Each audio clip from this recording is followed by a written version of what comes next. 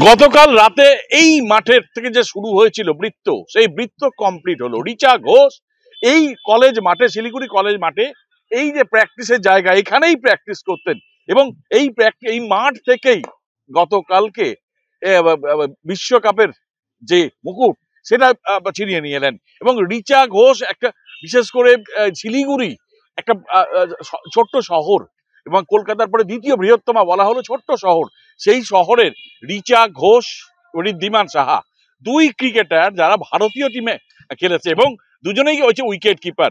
এবং গতকালকে এই যে বিশেষ করে রিচা ঘোষ বিরল আরেকটাই কারণে যে রিচা ঘোষ হচ্ছে ওই যে বিশ্বকাপ জয়ী ক্রিকেট টিম। খুবই আনন্দ হয়েছে এবং রিচা ঘোষ আমাদের শিলিগুড়ির প্লেয়ার, আমরা খুব গর্বিত।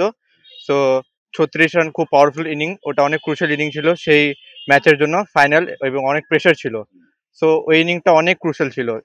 সো রিচা ঘোষ যে উইকেট কিপিং করেছে, যে কিন্তু এই এখানেই প্র্যাকটিস করেছে, ইয়েস, বাঘাযতীন ক্লাব থেকে প্র্যাকটিস করেছে। রিচা ঘোষের উইকেট কিপিং খুব দুর্দান্ত। সো আমরা খুব এনজয় করেছি ম্যাচটা। বলছি যে ওরা তো এলে, রিচা এলে কি ধরনের সম্বর্ধনা ভাবছো তোমরা? খুব বড় একটা সারপ্রাইজ টাইপ। ইয়েস।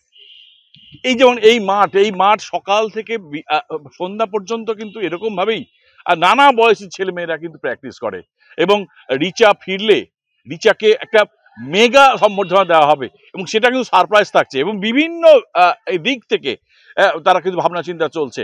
ফলে রিচা কবে ফিরবে সেই অপেক্ষা রয়েছে শিলিগুড়ি।